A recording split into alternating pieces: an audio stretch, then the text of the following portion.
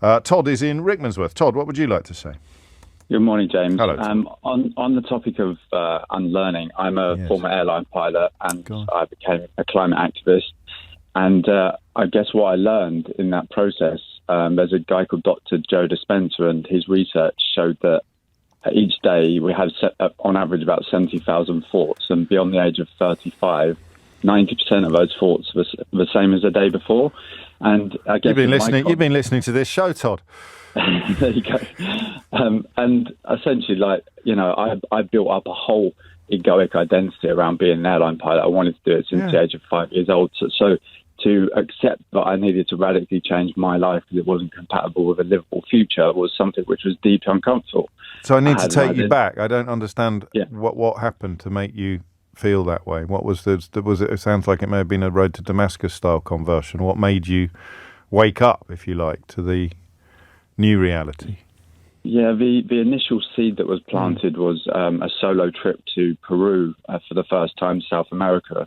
And I went to see a place which had been so-called discovered recently because the snow had melted on top. It was Rainbow Mountain, which is 100 metres lower than Everest Base Camp. And I'm up there looking at this beautifully coloured Rainbow Mountain, thinking how bittersweet it was that it should be covered by snow, and seeing all the tourists up there like ants on a hill. And the guide told me in 2017 that Peru was one of the first countries to be hit by the climate crisis. And I was like, what? So what emerged? Was it a civilization that emerged, or just the geological phenomenon that came out when the snow melted?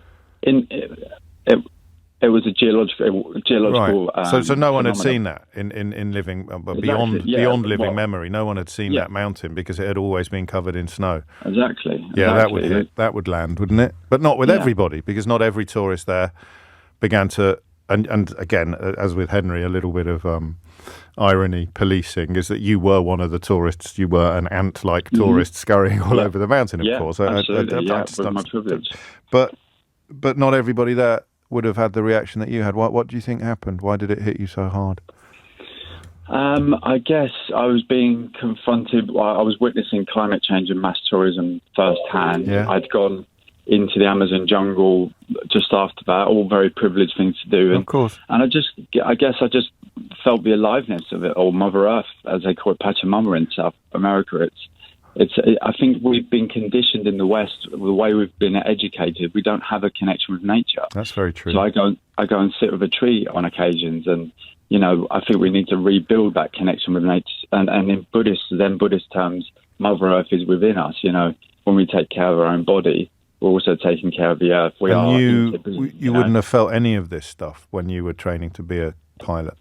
No, of course not. I was just, they say kids are geniuses at the age of 5, and then they go to school and whatever wisdom is there, it gets lost. But it's interesting, isn't it? Because I can feel the impulse that many people won't have been able to control. When you talk about Buddhism, when you talk about spending time with trees, the impulse to mock is strong. But that is precisely a consequence of the conditioning that you're now alluding to, isn't it? Because that is part of the project, is of course we have to mock you, of course we have to laugh at you, because the alternative is to confront what you're describing. And we don't want to confront what you're describing because we don't want to look up. So what did you do then? How quickly was your transformation? It took a number of years, a lot of tears as well, and I'm not ashamed to say that I've grieved, because I feel unless you connect to the emotional discomfort that we're in the midst of an Earth's 6th mass extinction event, but beyond that, you don't need to understand anything intellectually. You grieved for the life you thought you were going to have, in a way. Life I thought I was going to have. I could have earned a 6-figure salary. I'm in 80 grand debt, and I'm not flying anymore. But this is much bigger than my job title. And you see, that's another thing. That's another thing that makes that marks us apart. Is that you are? It's the personal sacrifice. It's not just unlearning. It's the knowledge that your life will be, in measurable material terms, it will be worse if you do the quotes right thing, end quotes. Yeah, but what is money? You can't eat it, right? When food systems are collapsing, and this is the more you've reality. got, the easier it is to I don't run know. away To insulate yourself, to hide, to not look up. So I don't want to run out of time. What is your life now? I mean, you've gone all in on this, I sense. I co-founded an organisation called Safe Landing. We're helping to empower aviation workers understand the limits of technology and the dangers of growth. And I'm flying paragliders, which is in harmony with Earth systems, so the thermal energy of the sun and the wind, and I love it. Well, how do you launch a paraglider? Is it a catapult? You run off of a Welsh hill. I did ask. So like a hang glider, but yeah, it's like a parachute. It's just a wing, and you run fast enough, and or you have a good headwind. I'm never doing that. I mean, not in a million years. First of all, I'd never get the insurance, and Keith would want me to do it with a microphone, wouldn't you? Right. And a camera. And you get a buzz out of that comparable to the buzz you got when you were flying. It's a 5-year-old in me that always looked to the sky and wanted to be in the sky, and I can honour that passion by going flying in that way and feeling connected to the earth at the same time, and knowing that it doesn't cost the earth. Flying doesn't have to cost the earth. Gosh. And then the final question: when you look at people who are where you used to be and who are not as amenable to the moment of truth that you were, who will, for example, visit Rainbow Mountain and feel awed and feel something profound, but they will come back and carry on living the life that they were living before. What do you think about them?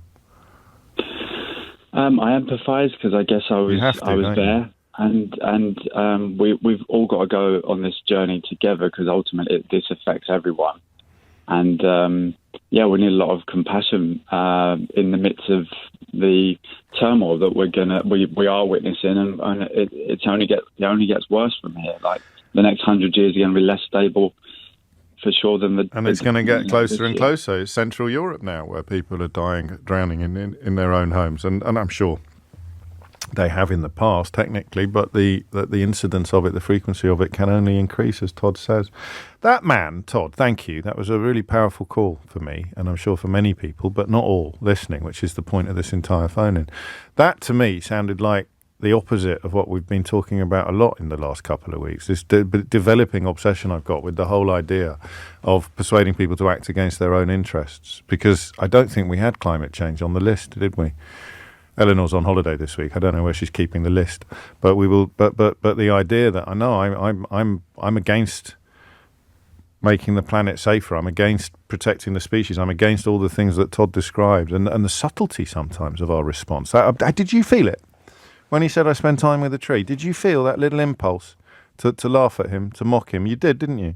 And some people listening to this now won't have wanted to bury that impulse. You won't have wanted to resist it. You'd have indulged it completely. When you mention Buddhists and you go, oh, flipping heck. And then what did we used to do on this program? We used to use phrases like people who knit their own sandals, or people who make scarves out of their own armpit hair, or muesli munching. And they're good lines. They're not bad gags. They work. But what are they feeding? The determination to ignore what is right in front of us. So I felt it. I felt the impulse when Todd said that. And 10 years ago I'd have bitten. I wouldn't have resisted the impulse. I'd have gone, oh, here we go. But you know he's right. Somewhere deep inside, you know he's right. But you don't know what that Rubicon is that he crossed, that we haven't crossed yet, and quite possibly never will. James O'Brien on LBC.